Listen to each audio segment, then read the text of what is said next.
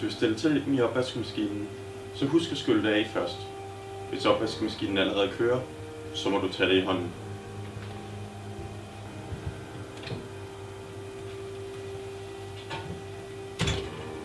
Nu er opvaskemaskinen heldigvis allerede færdig, og så gælder det bare om at tømme den igen. Så kan vi alle sammen få glæde af den.